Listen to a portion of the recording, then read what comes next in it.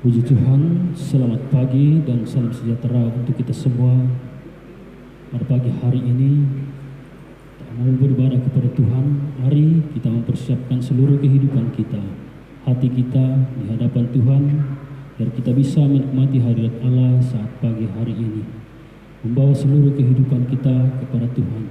Tuhan sudah begitu baik bagi saya dan saudara. Tuhan sudah menyertai perjalanan kehidupan saya dan saudara sampai pada pagi hari ini. Kita boleh ada sebagaimana kita ada, semua karena kebaikan dan anugerah Tuhan. Oleh sebab itu, mari kita benar-benar mempersiapkan diri kita untuk kita masuk dalam peribadatan kita. Kita mau menikmati hadirat dan lawatan Tuhan. Haleluya.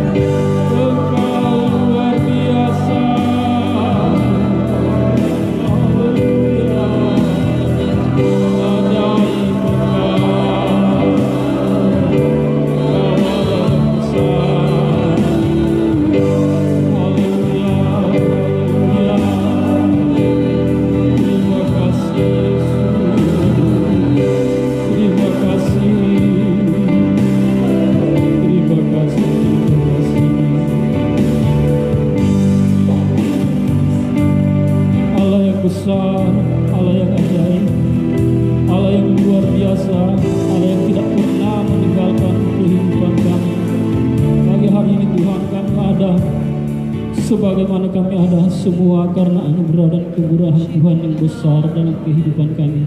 Oleh sebab itu Tuhan, kami ada di hadapan hadirat-Mu pagi hari ini. Kami mau menyenangkan hati-Mu, kami mau memuji dan mempermuliakan Engkau.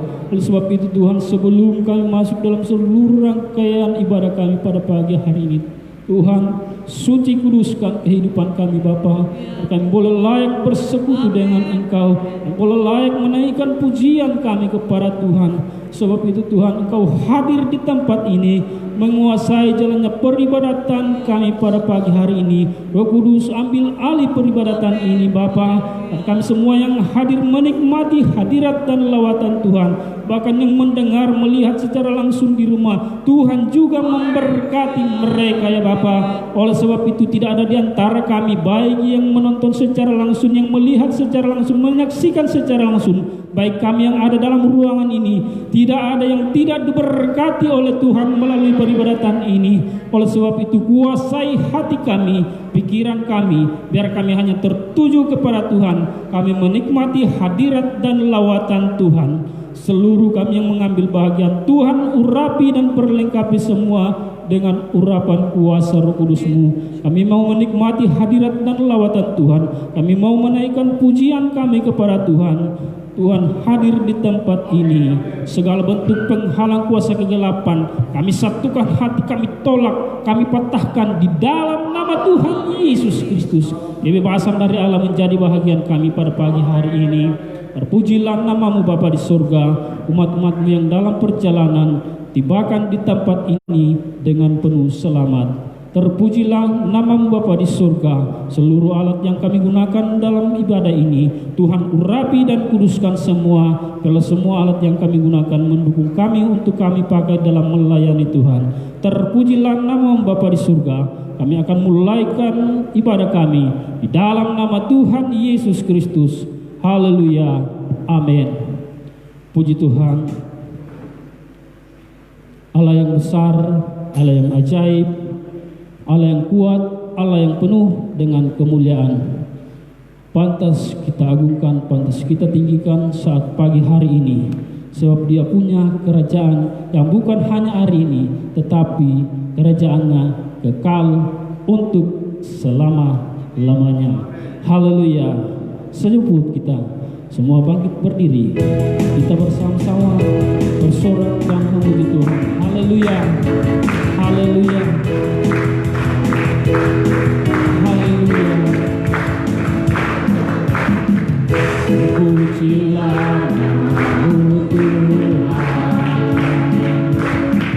kuat dan penuh kemuliaan. Satu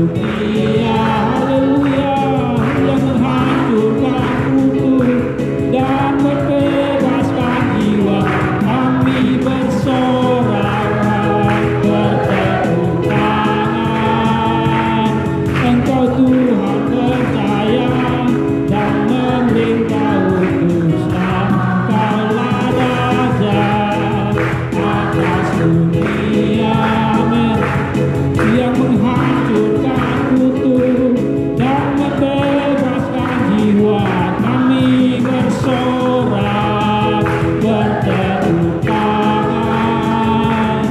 Engkau Tuhan percaya dan memerintah untuk selamanya. Haleluya. Oh haleluya, haleluya. Haleluya, haleluya. Bukti karya nyata, amin. Dari hari ke hari besar cinta-Mu nyata. Haleluya. Oh, dari generasi ke generasi Kau angkat sakitku, amin, amin. Kau angkat beban hidupku, Tuhan Yesus, amin. Sungguh baik, sangat baik, amat baik, Tuhan Yesus. Sungguh dahsyat, oh sangat dahsyat.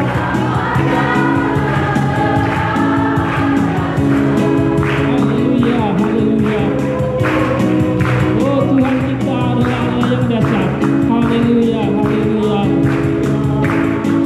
Oh haleluya. Hidayah menyatakan dari hari ke hari besar cinta-Mu nyata. Amin. Haleluya. Dari generasi ke generasi Kau angkat sakitku, amin, amin. Kau angkat beban hidupku, Tuhan Yesus. Sungguh baik, sangat baik, Tuhan Yesus. Sungguh dahsyat, amin. Sangat dahsyat, teramat dahsyat, Tuhan Yesus, Tuhan Yesus. Sungguh baik, oh sangat baik, haleluya. Teramat baik, Tuhan Yesus. Sungguh dahsyat, oh sangat dahsyat, dahsyat teramat, Tuhan Yesus, Tuhan Yesus. Sungguh baik, sangat baik, teramat baik, Tuhan Yesus, Tuhan Yesus. Sungguh dahsyat, oh haleluya. Teramat dahsyat, sangat dahsyat, teramat dahsyat, sangat dahsyat, teramat dahsyat. Haleluya, haleluya, haleluya. Puji Tuhan, silakan duduk. Allah kita adalah Allah yang dahsyat. Haleluya, puji Tuhan. Saudara mengaminkan bahwa Allah kita adalah Allah yang dahsyat. Haleluya, puji Tuhan. Dan saatnya kita akan mempersiapkan kehidupan kita untuk diisi oleh kebenaran firman Tuhan.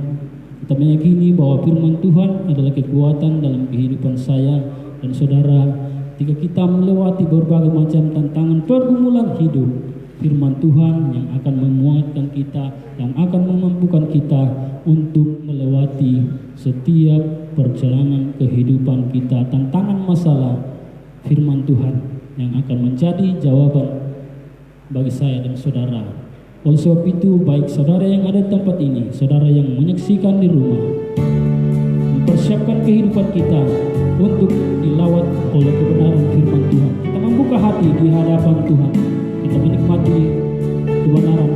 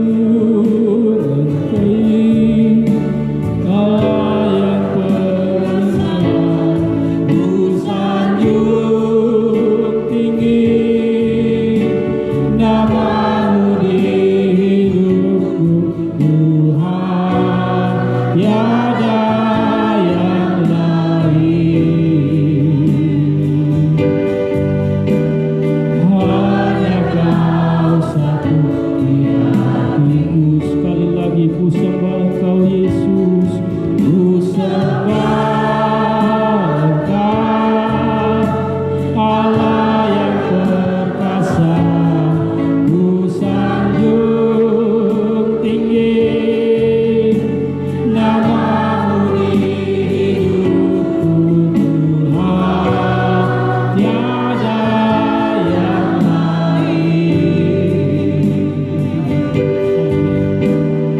Hanya Kau satu di hatiku. Dengan kasih Kristus, Ibu Martina membawa kita dalam doa firman Tuhan. Haleluya.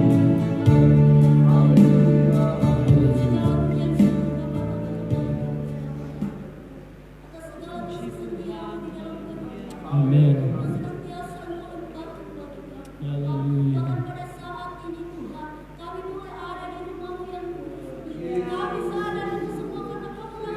Amin.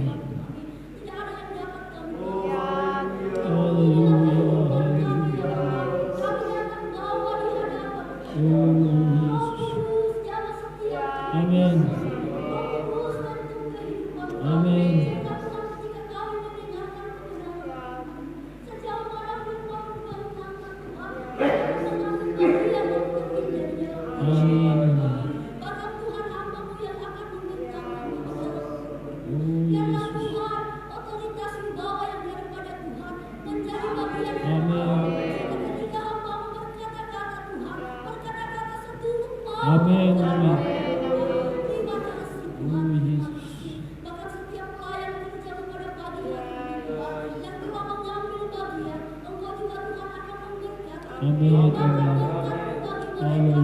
Amin.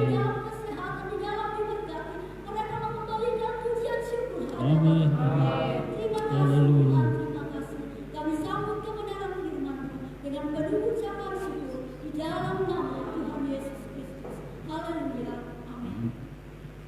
Puji Tuhan, puji-pujian sampai di sini saya serahkan kepada hamba-Nya. Haleluya. Haleluya. Haleluya. Puji Tuhan saudara-saudara. Tidak lupa saya mengucapkan selamat pagi bagi kita semua, bagi saudara-saudara yang juga turut menyaksikannya dari tempat saudara masing-masing. Dan pagi hari ini kembali kita akan bersama-sama menikmati kebenaran firman Tuhan. Tetapi sebelumnya di tengah-tengah kita ada keluarga Anaci Margono yang akan menyerahkan anak mereka ke dalam tangan Tuhan, Gliona Kristi, yang lahir pada tanggal 1 Juli atau hari Rabu tahun 2020 atau beberapa minggu atau minggu yang lalu. Kepada orang tua yang akan menyerahkan anak, kami persilakan untuk mengambil tempat. Posisinya tidak apa-apa, tetap begitu saja. Tidak apa-apa, begitu saja. Begitu saja. Buat Kau ku sembahyang, jemaat Tuhan kita bangkit berdiri bersama-sama. Buat Kau ku sembahyang, buat Kau ku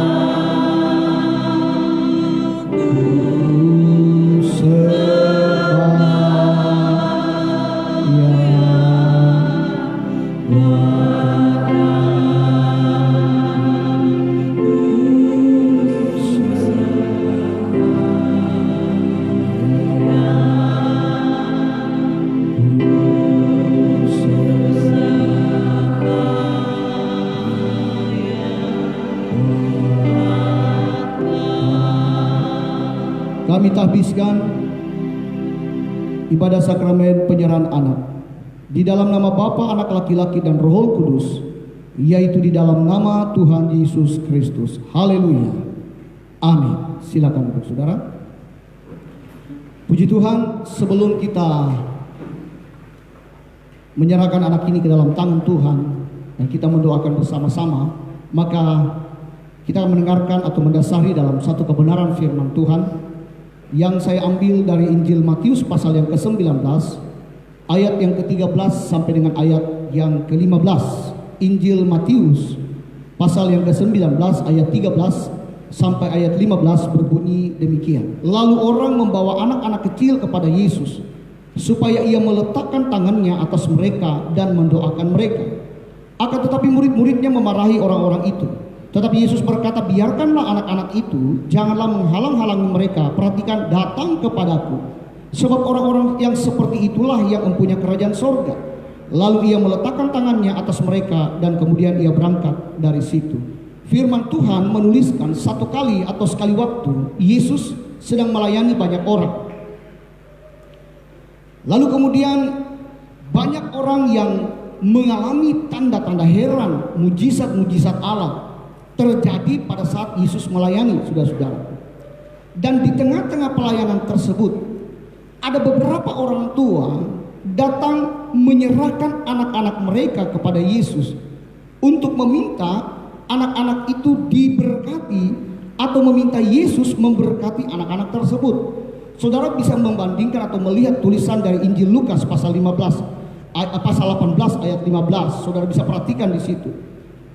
Tetapi yang terjadi memang murid-murid yang melihat hal itu melarang anak-anak ini untuk datang kepada Yesus, atau mungkin melarang anak-anak orang tua ini membawa anak-anak itu datang kepada Yesus.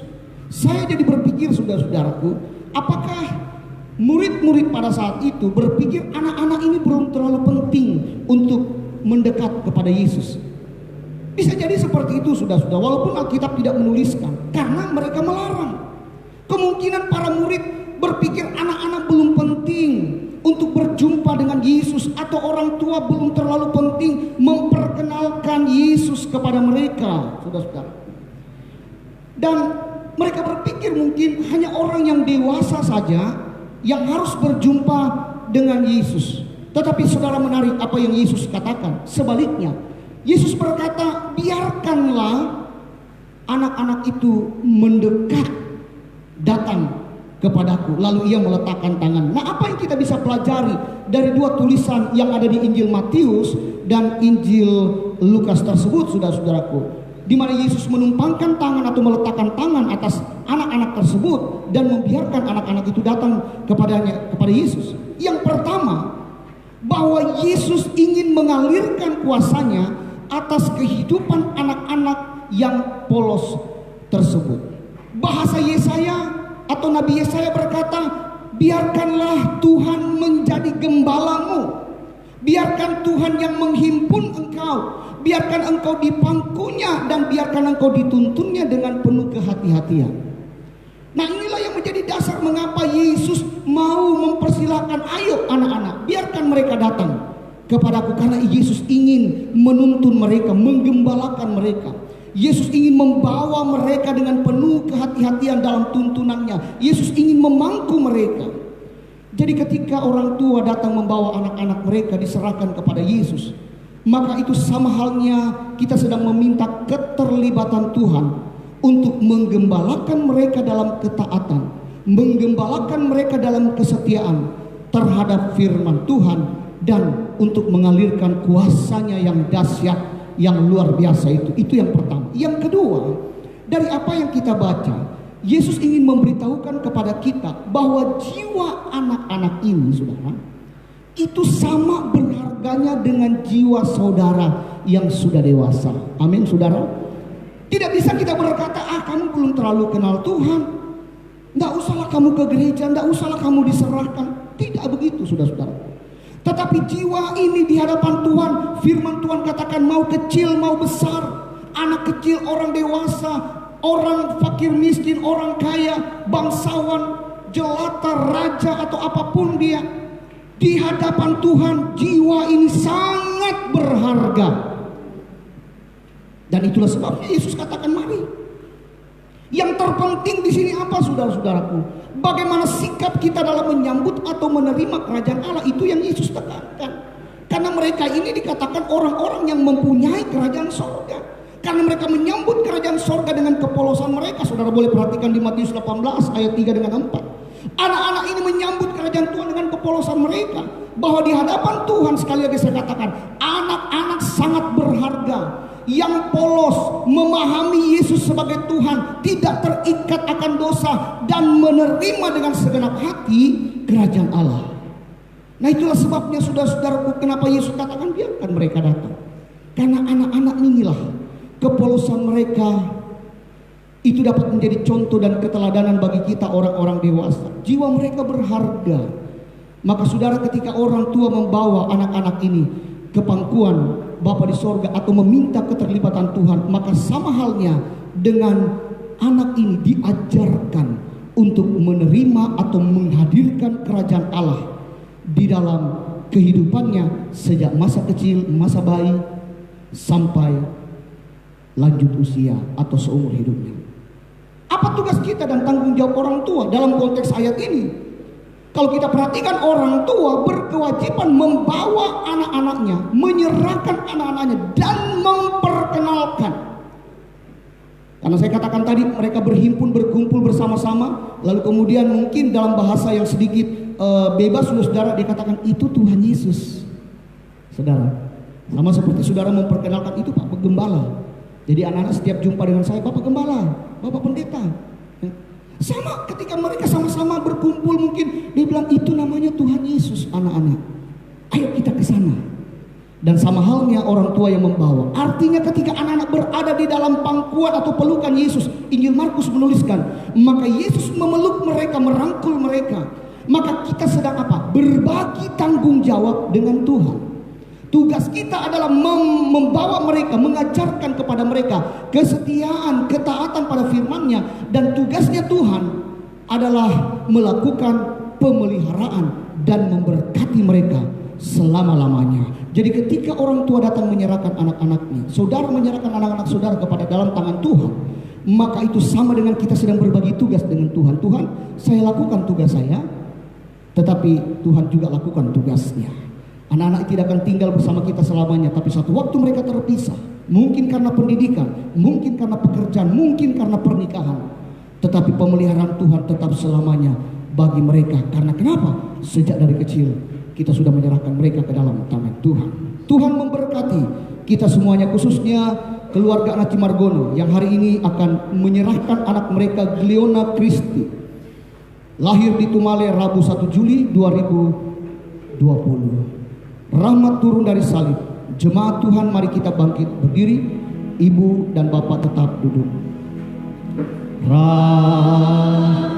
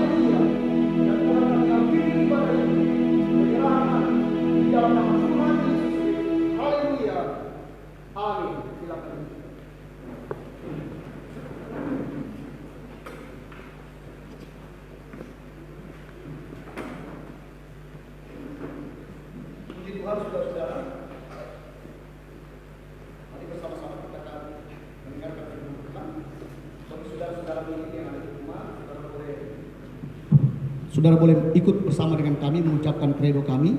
Saudara boleh angkat Alkitab saudara atau mungkin handphone saudara yang ada Alkitabnya dan ucapkan bersama dengan kami. Ini Alkitab saya jadi seperti yang difirmankannya. Saya pasti memiliki seperti yang difirmankannya.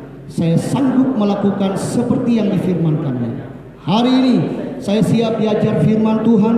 Dengan tegas saya menyatakan, pikiran saya siap, hati saya menerima, saya diubahkan oleh firman-Nya dalam nama Tuhan Yesus Kristus. Haleluya.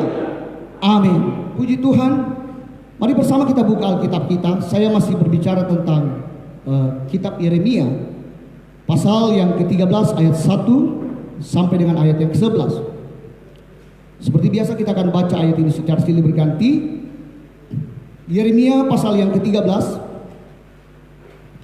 ayat 1 saya baca, dan kemudian ayat 2 saudara baca dan seterusnya sampai dengan ayat yang ke-11.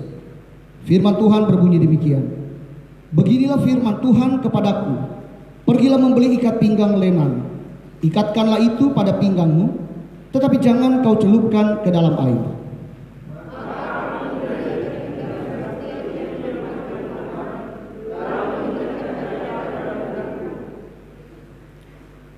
Sesudah itu datanglah firman Tuhan kepadaku untuk kedua kalinya. Bunyinya,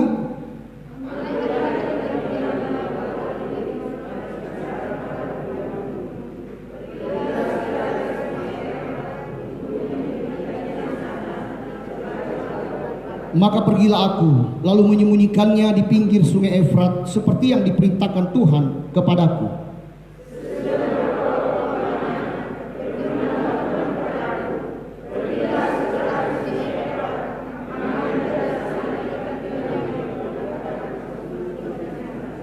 Maka pergilah aku ke sungai Efrat, lalu aku menggali dan mengambil ikat pinggang itu dari tempat aku menyembunyikannya. Tetapi ternyata ikat pinggang itu sudah lapuk, tidak berguna untuk apapun. Beginilah firman Tuhan, demikianlah aku akan menghapuskan kecongkak bongakan Yehuda dan Yerusalem.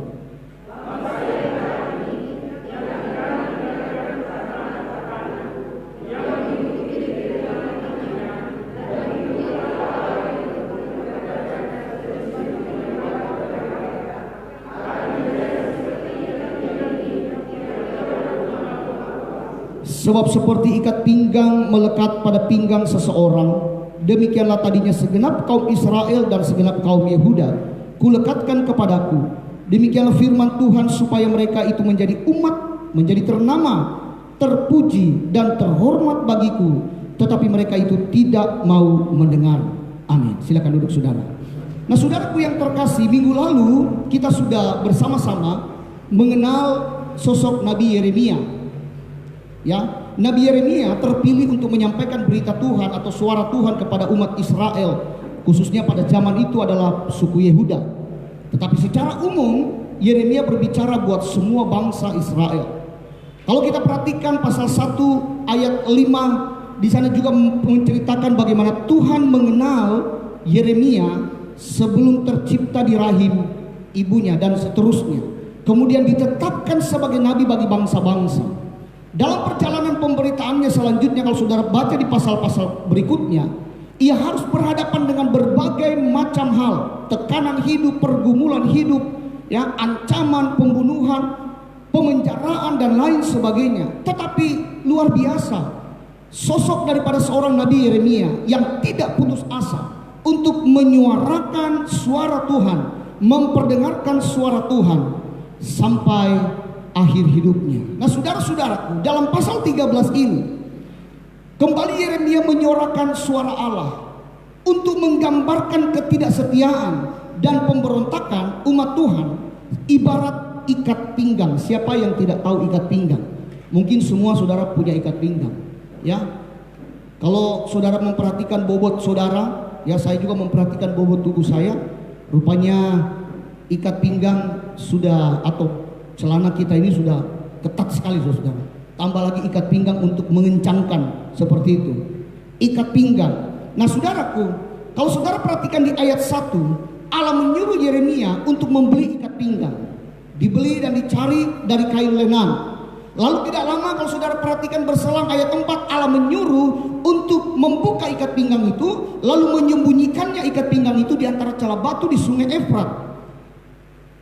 Saya tidak tahu tempo atau waktunya berapa lama berselang. Kemudian ayat 67, kembali Allah menyuruh Yeremia mengambil ikat pinggang yang dia sembunyikan, dan ternyata sudah lapuk, sudah tidak berguna. Jadi kalau saya berpikir ini kira-kira waktunya berapa lama, saya tidak tahu. Ya, saudara bisa menggunakan ikat pinggang yang baik, bagus sekalipun, ya, tetapi tetap saja rusak, saudara-saudara. Kita tidak tahu waktu pemakaiannya seperti apa. Tapi ayat 67, Allah menyuruh Yeremia ambil itu. Beberapa waktu lamanya, pergilah segera ke sungai Efrat, mengambil dari sana ikat pinggang yang kuperintahkan kau sembunyikan. Dan kemudian nampaknya lapuk dan tidak berguna. Saudara, secara umum kalau kita tahu bahwa ikat pinggang itu berguna untuk mengencangkan celana atau mengikat celana, ya, atau bahan yang terbuat dari kain seperti itu. Apalah namanya, saudara-saudara. Di zaman dahulu dapat terbuat dari kain lenang, ya, dapat terbuat dari tali ataupun dari kulit. Orang tahu bahwa saya punya misalnya saudara punya ikat pinggang terbuat dari kulit. Nah, secara khusus, tadi secara umum, secara khusus ikat pinggang pada zaman itu adalah salah satu atribut keimaman.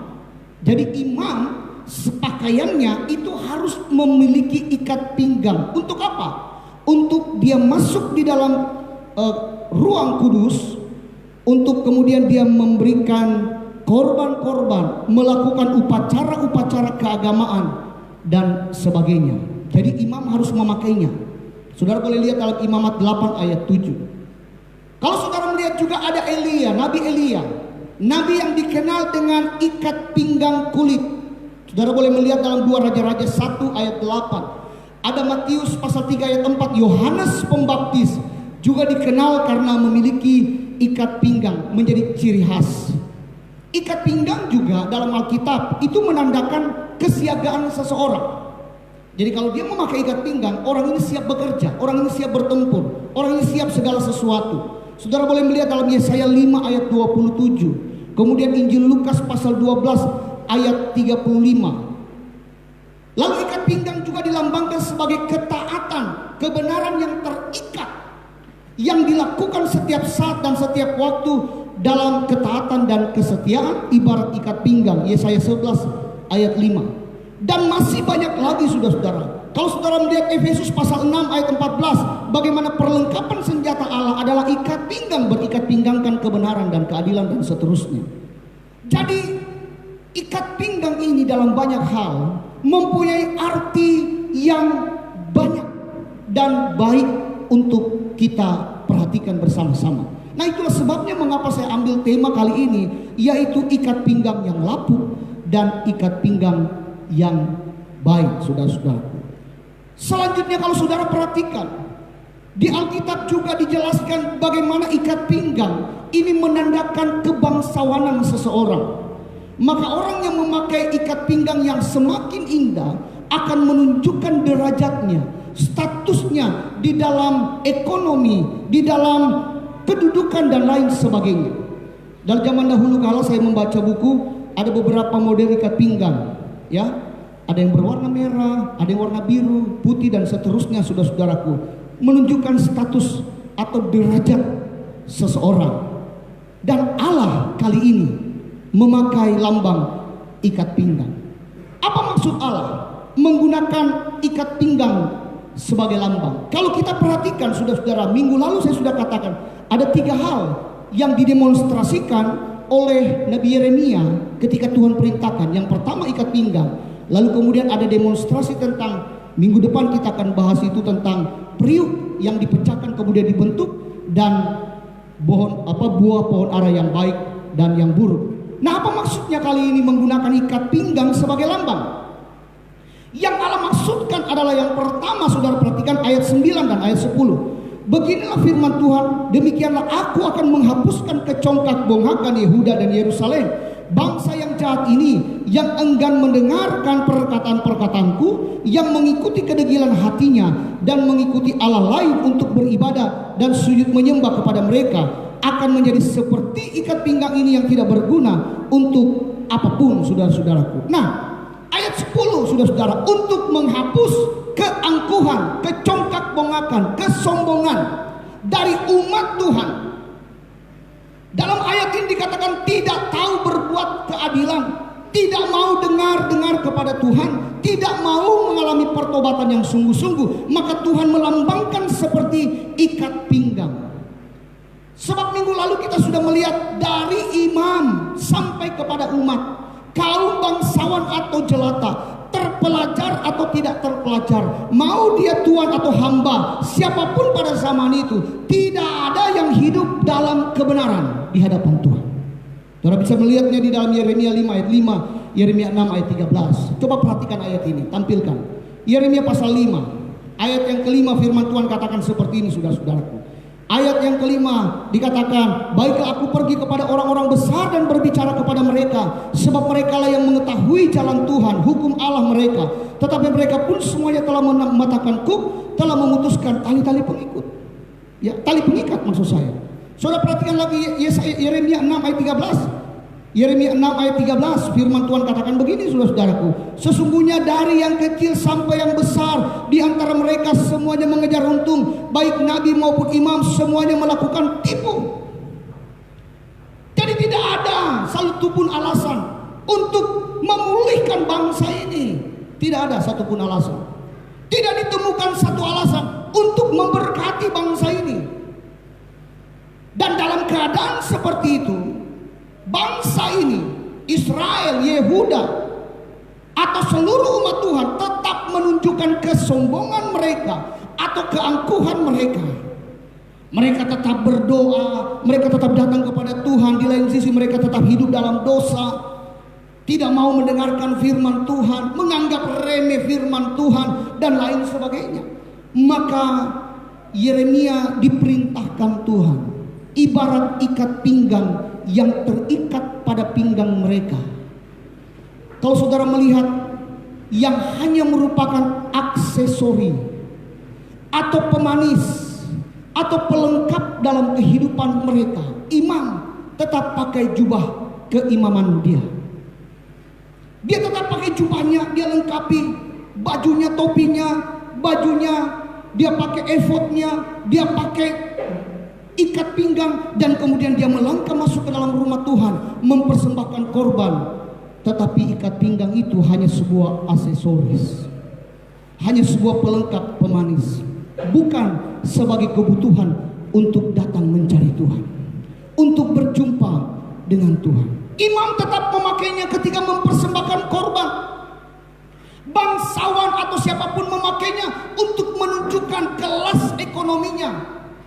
Bahkan hamba memakainya sebagai tanda kesiapannya. Saya siap melayani pelayan-pelayan, ya. Saya siap melayani, tapi aksesori, hanya sebuah pelengkap saja. Mengapa saya katakan demikian, saudara-saudaraku? Hamba memakainya sebagai tanda kesiapan melayani dan seterusnya, tanpa ketaatan dan kesetiaan terhadap firman-Nya. Maka ketika Tuhan menggambarkan dengan ikat pinggang, Yeremia diperintahkan untuk membeli, kemudian disuruh pakai ikat pinggang itu. Setelah dipakai, kemudian beberapa waktu lamanya Tuhan katakan, ambil dari pinggangmu itu ikat pinggang, bawa dia ke pinggir sungai atau sungai Efrat, masukkan dia, sembunyikan di antara celah-celah batu. Maka dilakukannya. Ayat 6, ayat 7 kemudian katakan, Yeremia, ambil lagi ikat pinggang itu. Sekali lagi saya tidak tahu batas waktu yang lama, atau berapa batas waktu, atau berapa lama waktu yang diberikan oleh Yeremia untuk kemudian mengambil dari dalam celah-celah batu. Dan ternyata kain itu sudah lapuk, tidak berguna, hanya merupakan aksesoris, saudara-saudara. Maka ketika Tuhan menggambarkan dengan ikat pinggang, mereka sebenarnya sedang mengenakan ikat pinggang yang tidak berguna. Apa maksudnya? Mereka berdoa, tetapi Tuhan tidak mau mendengar doa-doa orang seperti ini. Mereka membawa korban mereka, tetapi Tuhan enggan menerima korban mereka, tidak mau terima. Mereka mungkin menaikkan penyembahan mereka, tetapi di hadapan Tuhan Tuhan, penyembahan itu ternyata berbau busuk dan bukan berbau harum. Kenapa? Mengiring Tuhan hanya sebuah aksesoris.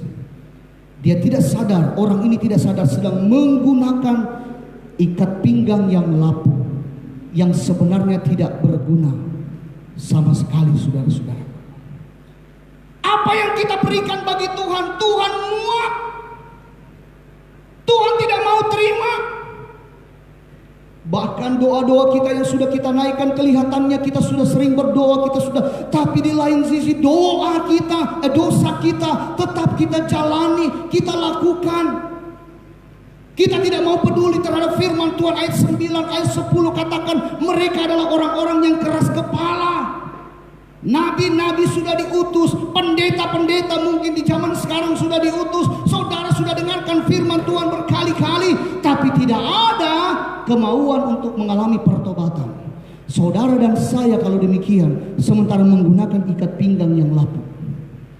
Hanya aksesoris, kerohanian kita hanya sebuah aksesoris, ibadah kita hanya sebuah aksesoris, pemanis, kita mengembalikan mungkin milik Tuhan, kita membawa korban kita melayani Tuhan pun hanya sebuah pelengkap dan pemanis bahwa saya adalah orang Kristen. Ini berbahaya, saudara-saudara.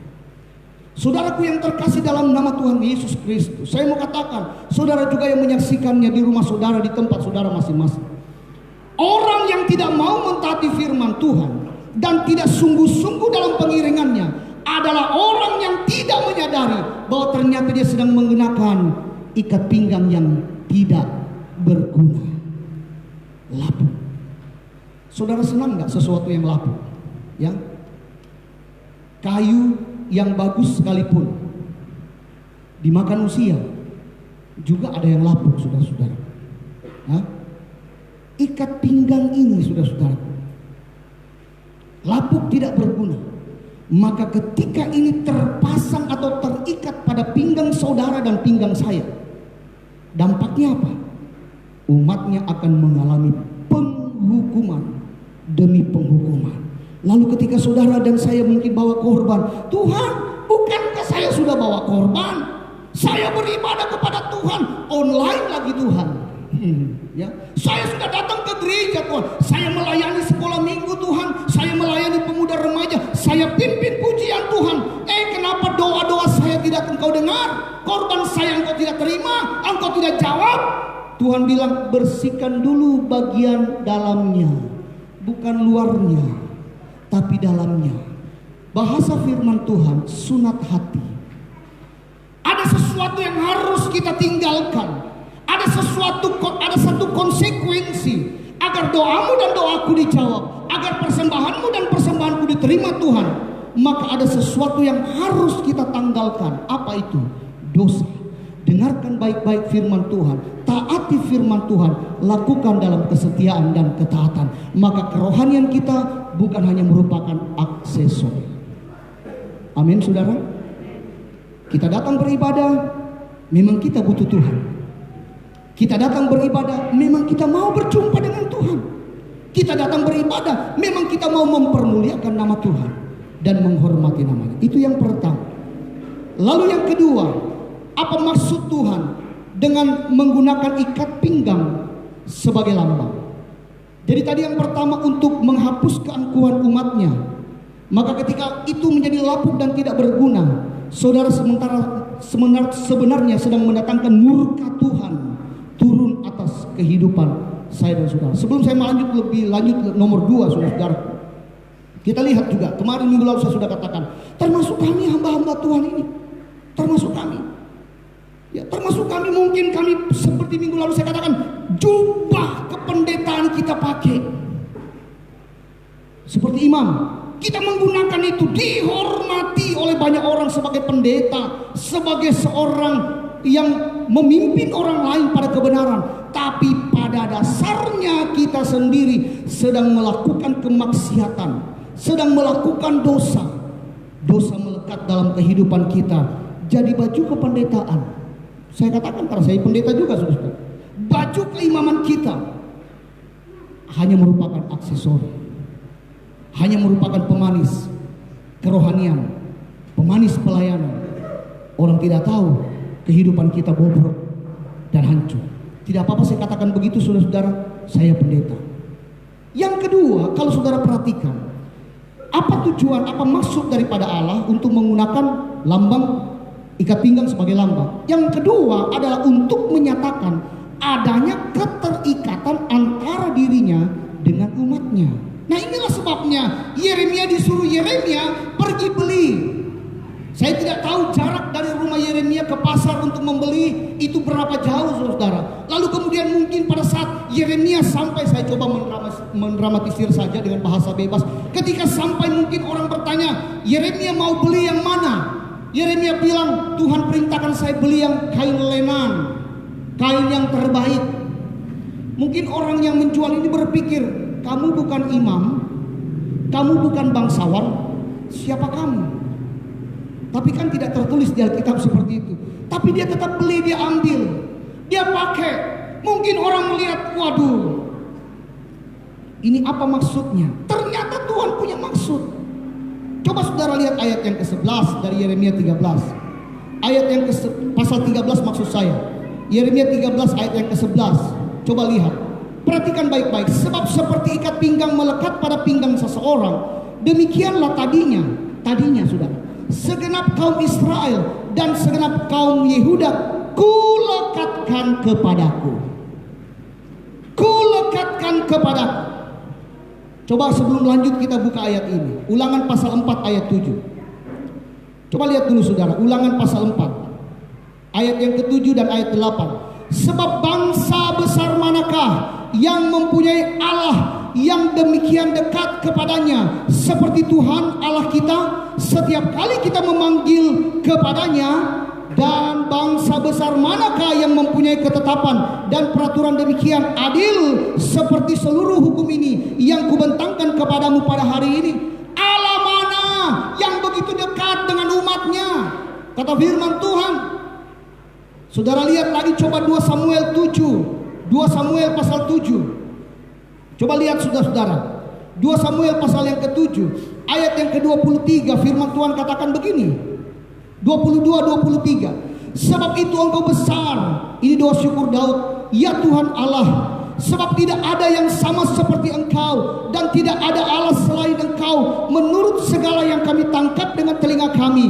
Dan bangsa manakah di bumi ini, di bumi seperti umatmu Israel, yang Allahnya, perhatikan, pergi membebaskannya menjadi umatnya untuk mendapat nama baginya dengan melakukan perbuatan-perbuatan yang besar dan dahsyat bagi mereka, dan dengan menghalau bangsa-bangsa dan para Allah mereka dari depan umatnya. Saya mau katakan saudara-saudaraku, dari apa yang kita sudah baca ini, maka dapat disimpulkan bahwa ternyata Allah lah yang berinisiatif untuk mendekatkan dirinya kepada manusia, khususnya umat Tuhan. Allah mencari di antara bangsa-bangsa, mana bangsa yang akan menjadi pilihannya. Ditemukanlah satu bangsa. Bukan karena besar, kata firman Tuhan. Bukankah engkau yang terkecil, kata firman Tuhan. Bukan karena jumlahnya banyak, karena firman Tuhan katakan nanti kemudian mereka menjadi bangsa yang besar dan beranak pinak, berketurunan banyak dan seterusnya. Bukan. Tetapi Tuhan cari di antara segala bangsa, ditemukanlah bangsa ini. Saudara melihat dari hal dipilih menjadi umat, penampakannya kepada umat Tuhan, hingga turunnya peraturan sebagai hukum dan ketetapan turun-temurun. Ini saya mau katakan adalah bentuk inisiatif Tuhan, bentuk kerinduan Tuhan untuk dekat kepada umatnya, saudara-saudara. Maka dia turunkan semua itu. Maka dalam konteks Yeremia, kita kembali ke Yeremia. Dalam konteks Yeremia pasal ke-13, kita temukan Allah menggambarkan keterikatan ini diibaratkan seperti ikat pinggang yang terikat pada seseorang. Kalau saudara, sekali lagi saya ulang-ulang terus, Yeremia disuruh mencari. Lihat, Tuhan pergi mencari dari mana bangsa ini. Dan kemudian Tuhan menetapkan mereka menjadi satu bangsa. Lalu kemudian saudara lihat, Tuhan pilih, Tuhan turunkan peraturan-peraturannya. Itu kerinduan hati. Ia sendiri yang berinisiatif mencari saya dan saudara. Dalam konteks perjanjian baru, dia datang ke dalam dunia ini mencari yang berdosa, mencari yang sesat, mencari yang terhilang, kemudian dikumpulkan bersama-sama dengan satu tujuan. Allah rindu atau Allah memiliki kerinduan agar satu kali nanti kita boleh bersama-sama di dalam kerajaannya yang kudus, saudara-saudaraku. Itu kerinduan hati Tuhan, ya. Jadi saudara bisa melihat seperti ikat pinggang. Firman Tuhan katakan tadi dalam Yeremia pasal 13 itu, saudara-saudara, dikatakan akulah yang melekatkan, kulekatkan mereka. Jadi kulekatkan, Tuhan punya inisiatif seperti itu, seperti ikat pinggang. Maka Tuhan dapat membawa mereka menikmati janji Tuhan. Saudara, ada enggak saudara yang punya ikat pinggang? Saudara berjalan ikat pinggangnya di belakang. Ada saudara? Enggak ada. Ya. Mau saudara punya ikat pinggang harganya jutaan, puluhan juta, bahkan mungkin ratusan juta. Tidak ada ikat pinggang yang kita pakai lalu kemudian ketinggalan di belakang baru menyusul. Ikat pinggang, saya melompat, ikat pinggang saya turut terlompat. Saya tunduk, ikat pinggang saya tunduk. Saya ke kanan, ikat pinggang saya ke kanan. Saya ke kiri, ikat pinggang saya ke kiri. Saya celupkan di dalam air bersama dengan baju saya ketika saya membaptis. Mungkin ini juga, bukan mungkin, ini juga akan terendam, ikut basah. Saya mau katakan begini saudara, selama kita terikat dengan Tuhan, maka Tuhan akan membawa kita menikmati janji-janji Tuhan. Kemanapun kita pergi, kita tahu ada pemeliharaan Allah di sana, menjadikan kita terpuji, ternama, dan terhormat bagi kemuliaan nama Tuhan. Jadi jangan lepaskan itu. Biarkan kita terus terikat atau memiliki keterikatan maksud saya, maaf saudara, dengan Tuhan. Ya. Ini saking semangatnya saya berbicara ini, saudara-saudara. Ya. Mungkin beberapa minggu ini saya akan berbicara tentang Nabi Yeremia. Walaupun saya sudah menyelesaikan beberapa minggu lalu pembacaan kitab Nabi Yeremia, tapi banyak catatan-catatan saya tentang Nabi Yeremia ini. Jadi saudara jangan tersinggung kenapa Pak Pendeta khotbahnya tentang pertobatan terus. Yeremia itu sampai kepada Yehezkiel, ratapan, ya semua begitu saudara bicaranya. Nantilah kita akan bicara selanjutnya. Jadi saudara-saudaraku, saya mau katakan selama ikat pinggang itu melekat, dia akan ikut kemana saja. Sama halnya ketika Tuhan katakan kulekatkan mereka kepadaku. Artinya saudara-saudaraku, Tuhan membawa kita bukan untuk mencelakakan kita. Tuhan membawa kita bukan untuk menikmati masa depan yang suram, anak-anak muda. Tuhan tidak membawa kita pada rancangan-rancangan yang mendatangkan kecelakaan, tidak. Tapi Tuhan merancangkan sesuatu, menjadikan kita umat kesayangan Tuhan, ternama, terpuji, dan terhormat bagi Tuhan. Amin saudara. Nah saudara-saudaraku, dengan melekat ini, maka Tuhan tahu kebutuhan dan masalah kita. Siapa yang bisa melepaskan ikat pinggang? Jangan saudara berkata, oh nanti orang lain, tidak. Kalau saudara pulang ke rumah, saudara sehat, saudara kuat, yang melepaskan ikat pinggang itu siapa? Saudara sendiri. Saudara lepaskan mungkin.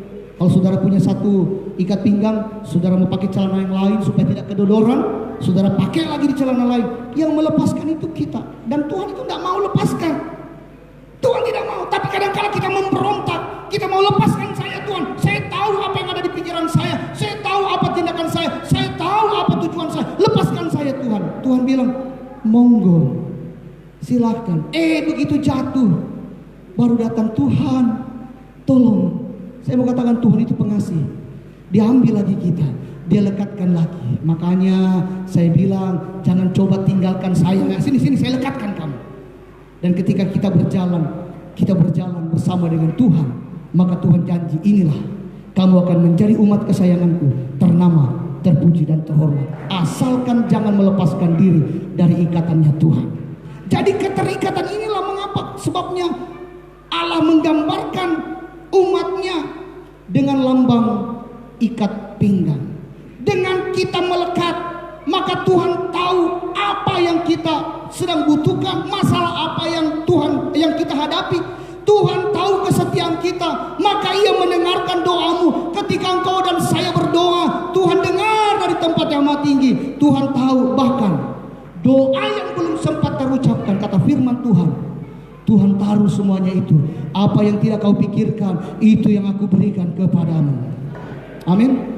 Dia bersedia menjawab. Dia bawa, saudara bawa korban. Tuhan cium korban itu harum sekali. Saudara datang menyembah Tuhan, membawa pujian penyembahan saudara. Saudara melayani Tuhan dengan segenap hati. Baunya harum dan nikmat di hadapan Tuhan. Itulah sebabnya Tuhan katakan, aku lekatkan mereka untuk mereka menikmati, ternama, terpuji, dan terhormat. Dengan penggambaran ini, maka Allah bertujuan untuk memberitahukan kepada kita bahwa selama ikat pinggang itu dalam keadaan baik, maka berdampak atau akan sangat berdampak pada orang yang menggunakannya. Tetapi kalau ikat pinggang itu sudah lapuk, sudah rusak, hanya merupakan aksesoris, ibadah kita hanya pelengkap, pemanis. Yang penting hari Minggu saya hadir, selesai urusan. Minggu depan saya tidak mau hadir, itu bukan lagi urusan saya. Yang penting saya berdoa, yang penting bukan, saudara.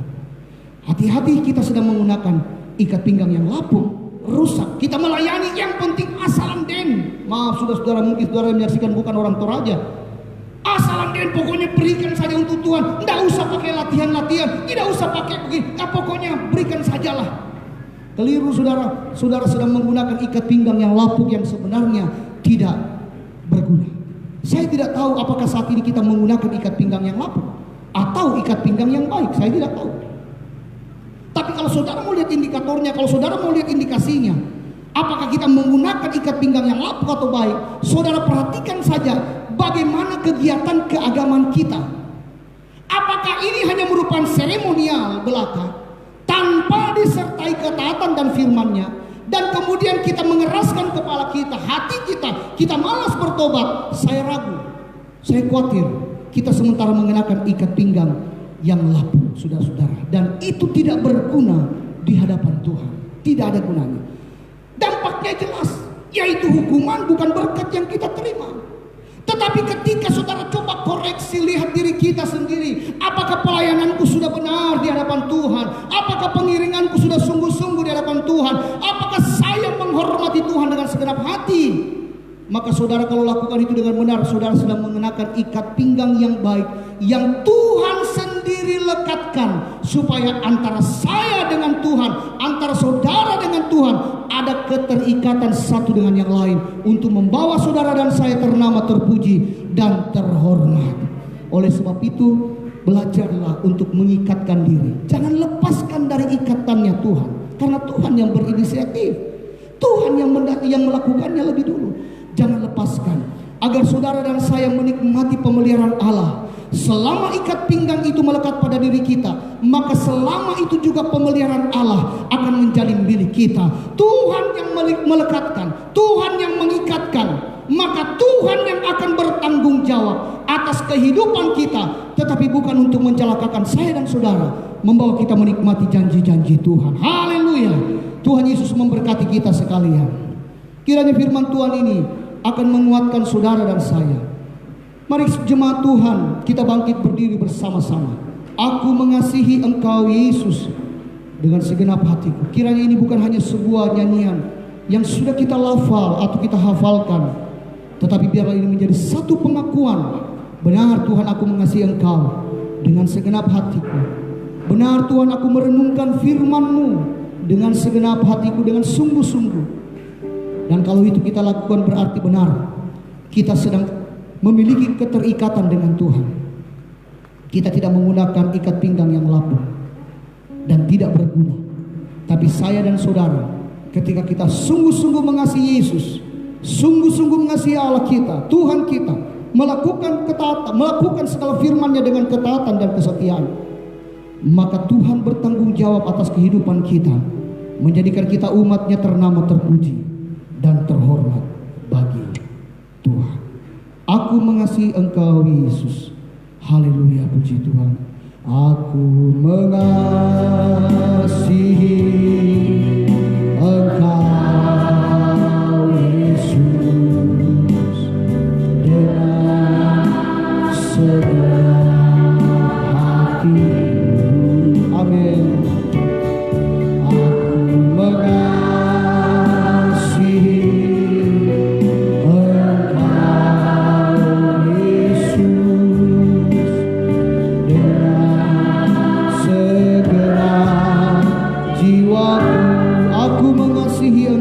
Yesus. Aku mengasihi. Nyanyikan ini sebagai pengakuan kita di hadapan Tuhan, bahwa benar kami mengasihi Engkau Yesus, bukan setengah hati, tapi sungguh-sungguh dengan segenap hati kita. Haleluya. Aku mengasihi Engkau Yesus dengan segenap jiwaku. Ku renungkan firman-Mu, ku renungkan firman-Mu siang dan malam. Ku pegang perintah-Mu dan ku lakukan. Haleluya. Engkau tahu ya Tuhan, tujuan hidupku hanyalah untuk menyenangkan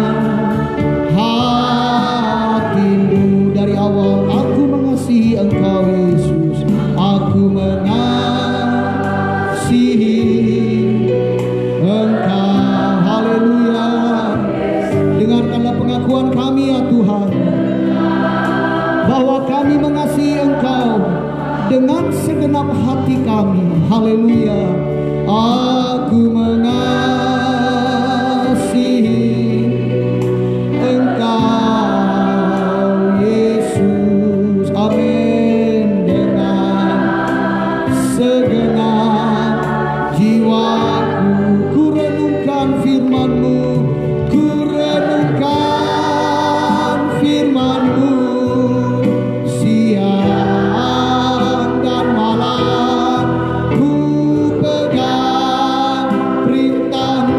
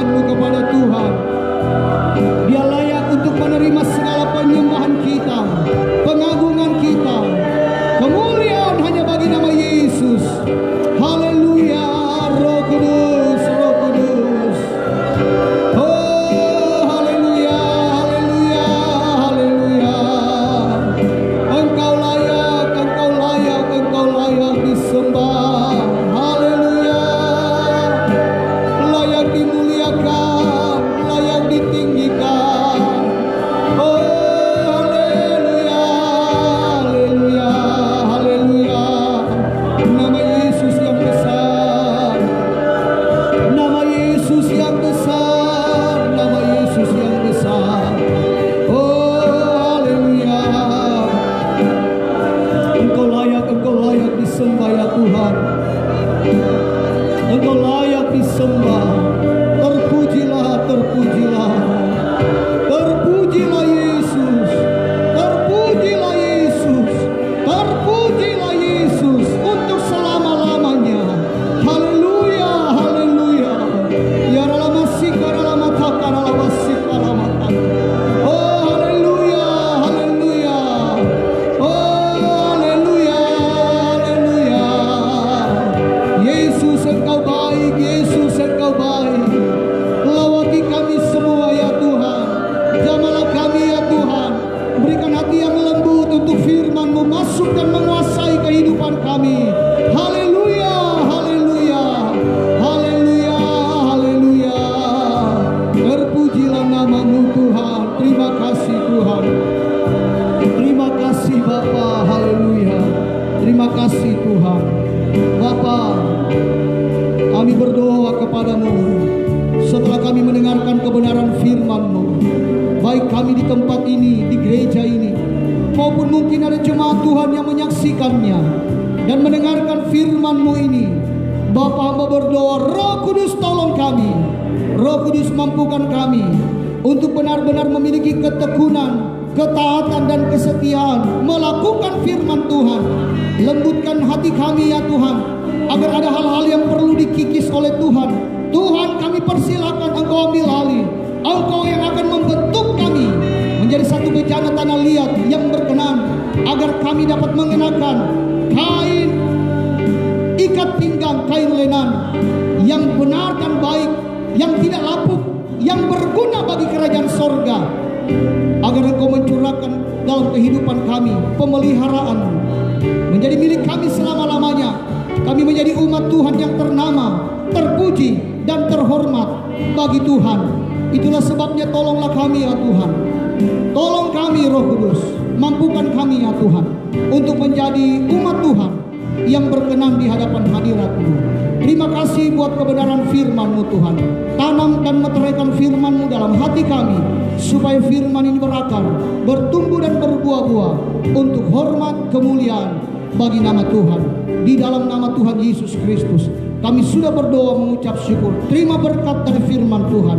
Haleluya. Bersama katakan amin. Puji Tuhan. Silakan duduk saudara. Saatnya kita akan membawa persembahan kita. Kantong kolektor akan dijalankan. Persembahan pertama kantong biru, persembahan kedua kantong merah. Dan sambil kita terus menyanyikan pujian, terpujilah nama-Mu Tuhan. Bukti karya-Mu nyata, kita nyanyikan pujian ini bersama-sama sambil petugas kolektor. Kita akan berdoa sejenak saudara. Sebelum saudara membawa persembahan saudara, saudara yang akan mengembalikan milik Tuhan boleh maju ke depan membawanya, dan saudara boleh bangkit berdiri. Kita akan berdoa. Haleluya, puji Tuhan.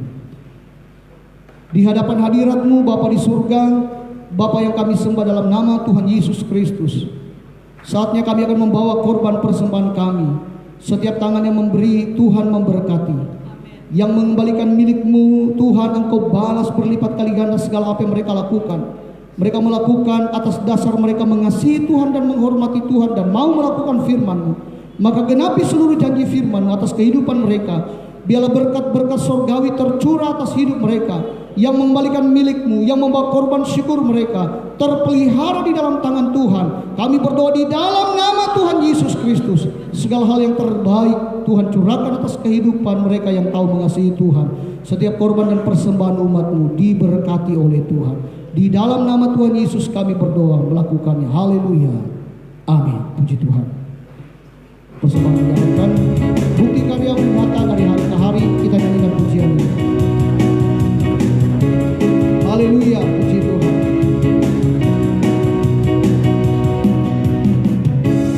Bukti karya-Mu nyata dari hari ke hari. Besar cinta-Mu nyata, besar cinta-Mu nyata.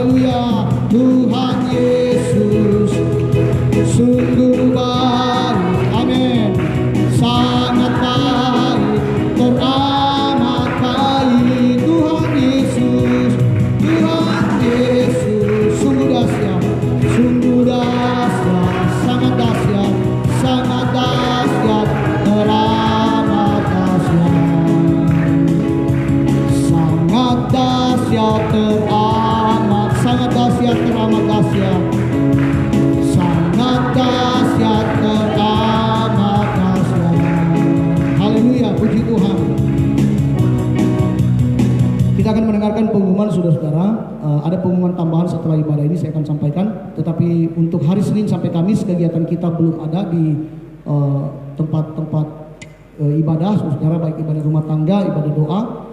Tetapi hari Jumat di tempat ini ada doa dan puasa. Sekali lagi saya ingatkan kepada saudara bahwa gereja ini sudah terbuka untuk doa dan puasa. Sekalipun kita tetap mengikuti protokol kesehatan yang dianjurkan oleh pemerintah, ya, saudara datang, pemuda, remaja, anak sekolah minggu, khususnya pelayan-pelayan Tuhan, majelis. Sekali lagi, khususnya pelayan yang saya maksud ini bukan hanya pelayan pada hari Minggu, tapi pelayan sekolah minggu juga termasuk, saudara. Ya, saudara harus mempersiapkan diri sebaik-baiknya. Jadi doa puasa ini terbuka untuk umum. Sekali lagi, terbuka untuk umum. Jadi saudara datang, ya, jangan sampai new normal kita sudah lupa doa puasa. Nah, kita hanya kuat dengan doa dan puasa. Jadi saya mengajak jemaat Tuhan sekali lagi, doa dan puasa di gereja ini sudah terbuka. Saudara, sama-sama kita akan berdoa dari tempat ini dari jam 8 sampai jam 3 sore gereja ini terbuka. Saudara mau datang doa kapan saja, dan jam 3 sore waktu setempat, waktu Indonesia Tengah ini, kita akan doa di gereja ini bersama-sama, ya. Sekali lagi, doa puasa itu sangat penting, wajib bagi majelis dan juga bagi pelayan Tuhan, baik sekolah minggu maupun ibadah umum, dan terbuka untuk kita semua, ya. Hari Sabtu latihan jam 18.30, wajib juga untuk kita datang lebih awal, 18.30 ada doa pengurapan pelayan yang dimulai pada pukul 18.30, dan hari Minggu seperti biasa kembali ada ibadah sekolah minggu di gereja ini. Masih kita buat kelas gabungan, belum terpisah. Ajak anak-anak kita, cucu kita untuk beribadah sekolah minggu. Puji Tuhan. Dan saudara-saudaraku, ada beberapa penyampaian tambahan yang akan saya sampaikan sebentar setelah ibadah ini selesai, dan kami mengucapkan juga terima kasih kepada saudara-saudara yang mungkin masih menyaksikan tayangan kita di Gereja Pantekosta di Indonesia, Jemaat Hosana Tumale, ya. Dan memang tayangan ini masih kami langsungkan bagi jemaat-jemaat Tuhan yang belum bisa beribadah, dan beberapa dari antara mereka yang menghubungi kami untuk tetap mengadakan ibadah secara online, karena mereka juga menyaksikan di tempat mereka, di kediaman mereka. Ada yang mungkin ada yang di rumah sakit, ya, terus menyaksikan dalam keadaan mungkin memakai baju APD dan lain sebagainya. Mereka foto dan lain sebagainya. Terima kasih saudara masih menyaksikan ini, dan kiranya Tuhan memberkati, dan sampai jumpa dalam ibadah kita minggu depan di tempat dan waktu yang sama. Kita akan akhiri ibadah kita pada siang hari ini. Saya jemput kita bangkit berdiri bersama-sama. Kiranya Kau memberkati aku dengan berlimpah-limpah. Kiranya, haleluya, Engkau memberkati aku berlimpah-limpah. Haleluya, haleluya. Dan memperluas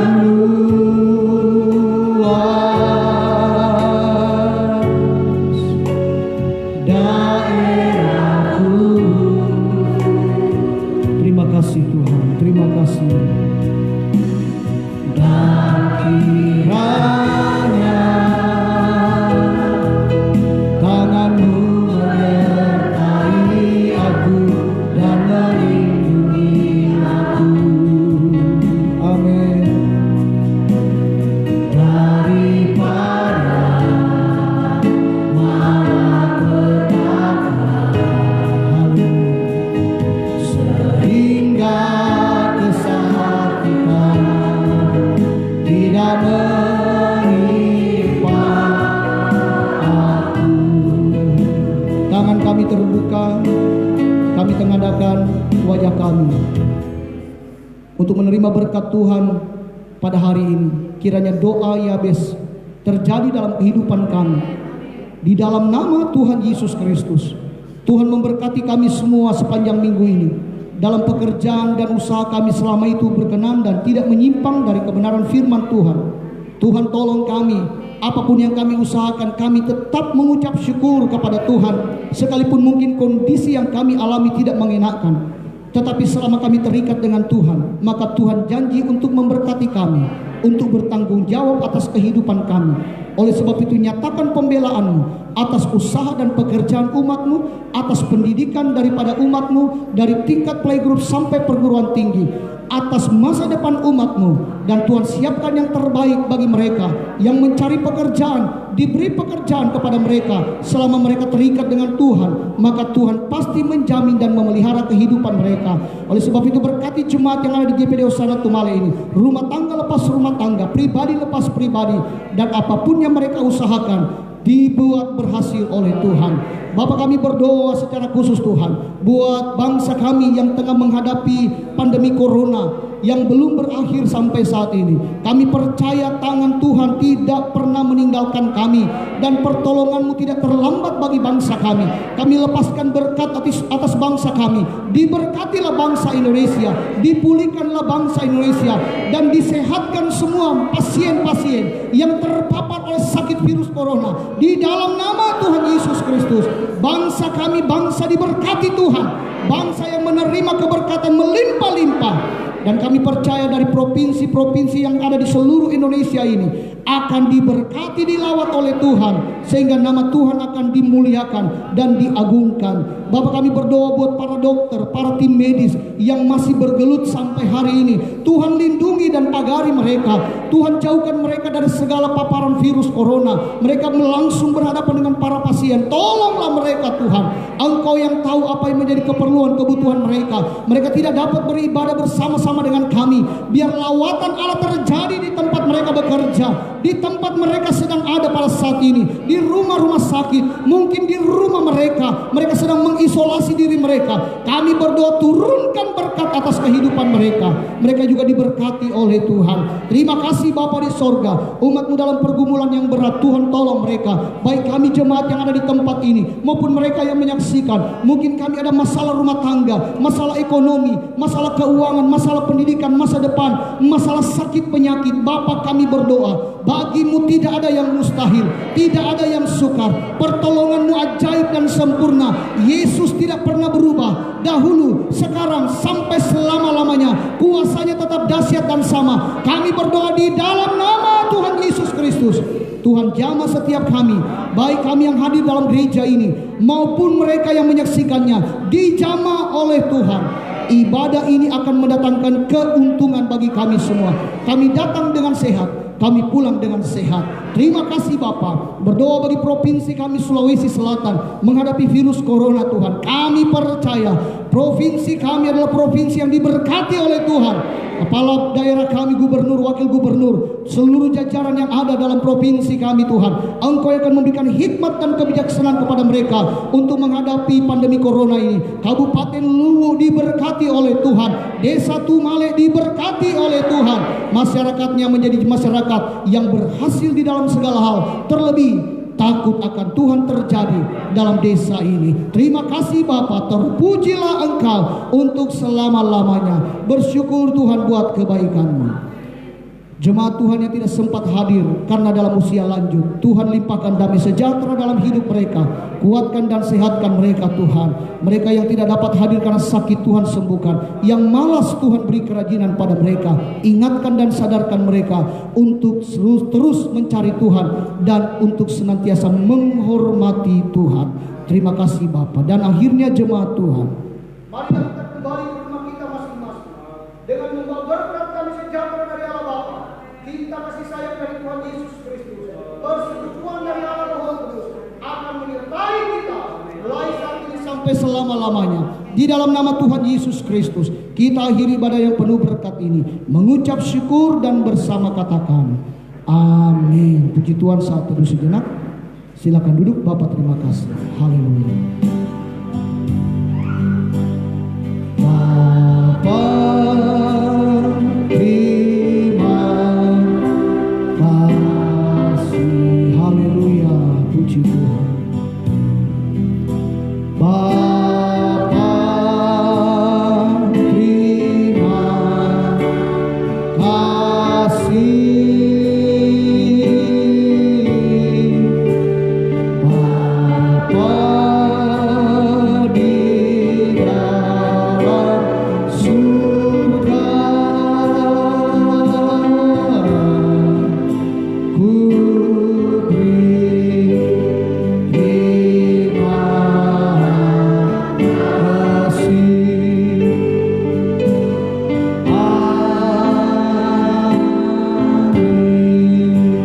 siang. Tuhan Yesus memberkati kita sekalian.